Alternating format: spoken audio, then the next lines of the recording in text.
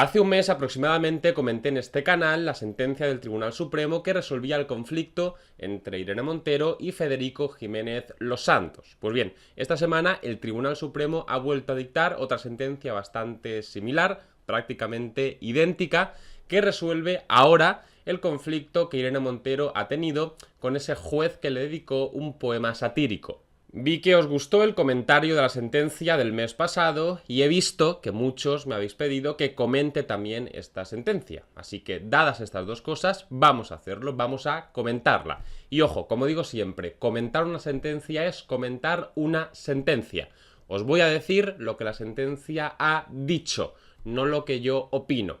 Y una vez os haya dicho lo que la sentencia ha dicho, valga la redundancia, que cada cual saque sus propias conclusiones. Aclarado esto, empezamos, y empezamos por donde debe empezarse siempre, es decir, por los hechos. ¿Qué ha sucedido? La sentencia expone los hechos, nos explica qué ha sucedido, claro, cristalino, así que vamos a leerla.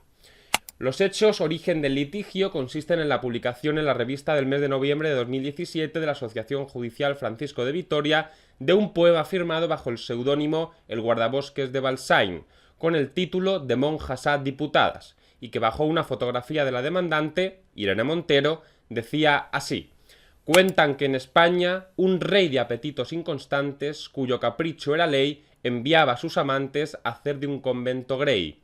Hoy los tiempos han cambiado, y el amado timonel, en cuanto las ha dejado, no van a un convento cruel, sino a un escaño elevado. La diputada Montero, expareja del Coleta, ya no está en el candelero, por una inquieta bragueta va con Tania al gallinero. Este poema termina en manos de Irene Montero, Gracia le hace más bien poca y decide demandar tanto al autor del poema como a la revista en la que ha sido publicado. Al autor del poema le pide una indemnización de 50.000 euros y a la revista de 20.000 euros. El asunto va al juzgado de primera instancia número 38 de Madrid y este juzgado, en primer lugar, le da la razón a Irene Montero. Efectivamente, se ha vulnerado su derecho al honor y, por lo tanto, el autor del poema le tiene que pagar 50.000 euros y la revista 20.000, 70.000 euros en total. Los condenados, disconformes con la resolución, recurren y ahora el asunto va a parar a la sección número 12 de la Audiencia Provincial de Madrid, que rectifica lo que había dicho el juzgado de primera instancia. Se dice que no hay infracción del derecho al honor de Irene Montero, sino que el autor del poema ha ejercitado su libertad de expresión y por lo tanto ni él ni la revista le tienen que pagar cantidad de dinero alguna a Irene Montero. Los dos absueltos. Irene Montero conoce esta nueva resolución, no está de acuerdo y ahora es ella la que recurre. Así que el asunto va a parar al Tribunal Supremo. Y aquí estamos por fin. ¿Qué ha dicho el Tribunal Supremo para zanjar de una vez por todas este tema? Disculpadme la reiteración, pero voy a volver aquí a decir lo mismo que ya dije en el vídeo de la sentencia de Irene Montero y Federico Jiménez Los Santos, porque de verdad os lo digo, si no se entiende esto, no se entiende nada. Así que lo voy a repetir.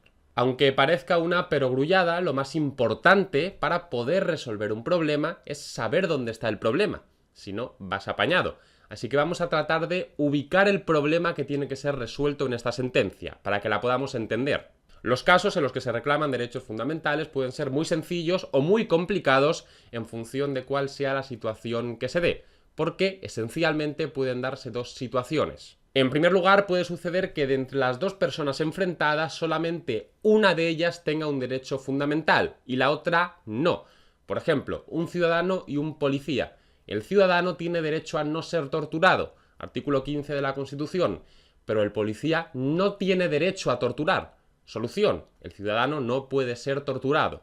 Pero en segundo lugar, las cosas se pueden complicar, y se pueden complicar cuando las dos personas enfrentadas, las dos, tengan un derecho fundamental. Por ejemplo, en este caso, el autor del poema tiene derecho a la libertad de expresión, pero Irene Montero tiene derecho al honor. Entonces, ¿qué derecho pesa más?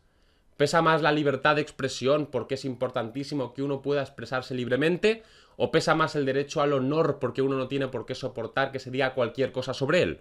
Pues este es precisamente el problema con el que se topa la sentencia. ¿Qué derecho pesa más en este caso? ¿El derecho a la libertad de expresión, artículo 20 del autor del poema, o el derecho al honor, artículo 18 de Irene Montero?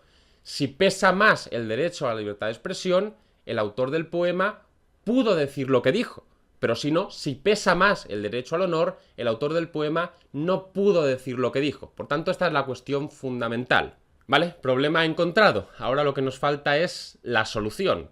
¿Cómo decidimos qué derecho pesa más?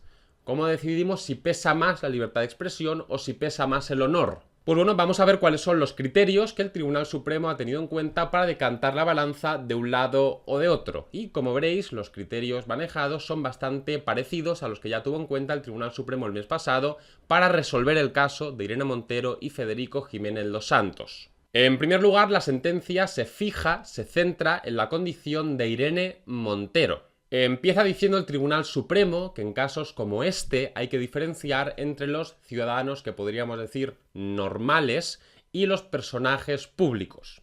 En lo que concierne concretamente a los personajes públicos, el Tribunal Europeo de Derechos Humanos recuerda que cabe distinguir entre los particulares y las personas que actúan en un ámbito público como personalidades de la política o personajes públicos. Y sí hay que distinguir entre los ciudadanos normales y los personajes públicos, entre ellos los políticos, es porque estos últimos, los personajes públicos, porque son públicos, tienen que tolerar más críticas, tienen que tener más estómago, por así decirlo.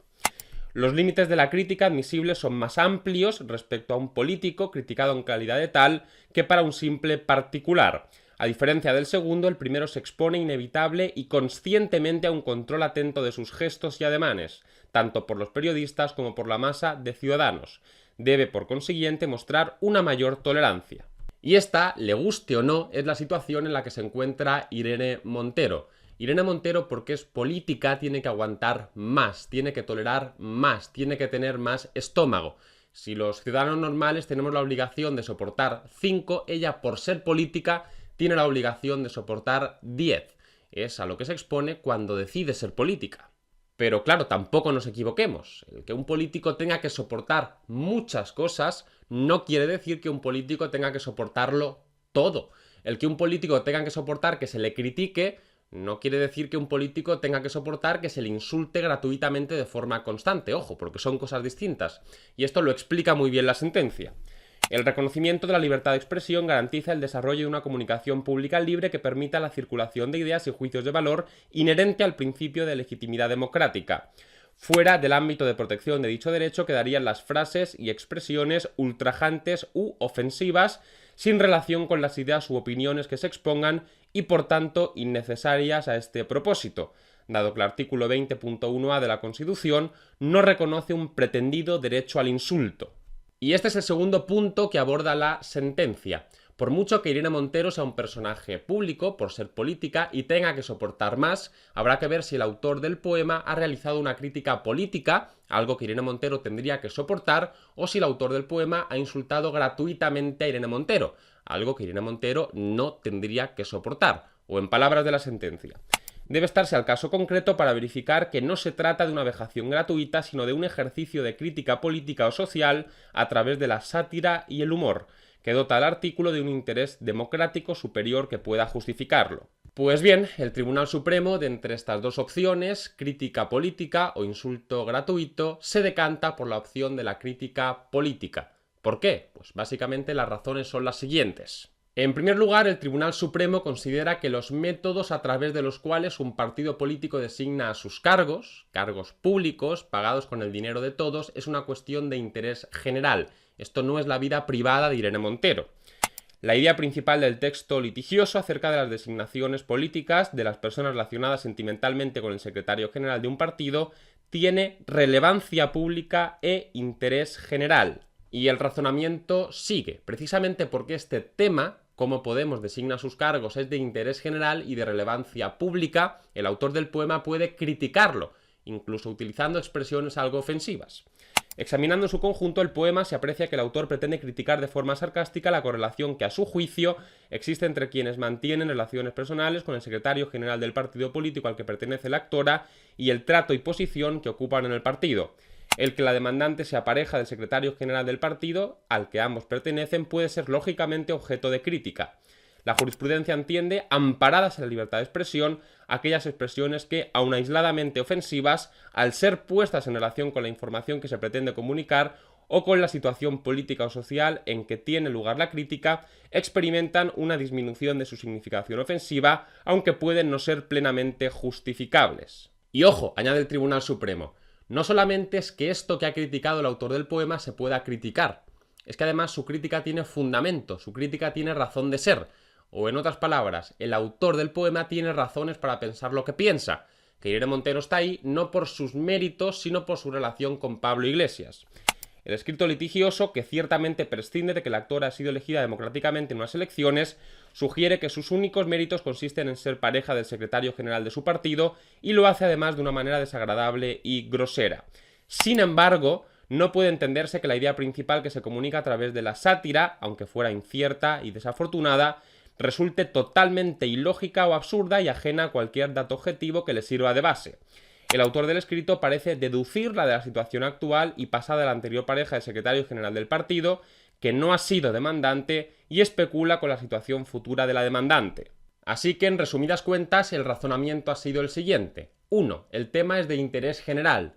2. Precisamente porque el tema es de interés general, el tema puede ser criticado, incluso con lenguaje algo ofensivo. Y 3. No solamente es que esto pueda ser criticado, es que además la crítica tenía fundamento. El autor tenía razones para pensar lo que pensó. Y precisamente por estas 3 razones, que sostiene el Tribunal Supremo, lo que ha hecho el autor del poema no es un insulto gratuito a Irene Montero, sino una crítica política. Sarcástica, humorística, ácida, lo que se quiera, pero una crítica política. En fin, y ya recapitulando, Irene Montero es política y por eso tiene que soportar muchas cosas. Y el poema, porque no es un insulto gratuito, sino una crítica política, ya digo, sarcástica, ácida, lo que se quiera, pero una crítica política, entra dentro de aquellas cosas que Irene Montero tiene la obligación de soportar. Conclusión, en este caso pesa más el derecho a la libertad de expresión del autor del poema y por lo tanto no tienen ni él ni la revista que indemnizar a Irene Montero. El Tribunal Supremo confirma su absolución. Pues bien, hasta aquí el vídeo de hoy. Como suelo deciros, si os ha gustado podéis darle me gusta y comentar. YouTube, como os digo siempre, solamente visibiliza los vídeos que reciben muchos me gusta y muchos comentarios. Si queréis estar al tanto de futuros vídeos que podéis subiendo a este canal, podéis suscribiros, la verdad es que no cuesta nada y yo os lo agradezco enormemente. Si queréis apoyarme económicamente podéis hacerlo en Patreon y como siempre aprovecho para deciros que todas las semanas subo un vídeo al canal de YouTube El Liberal. Dicho esto, hasta la próxima.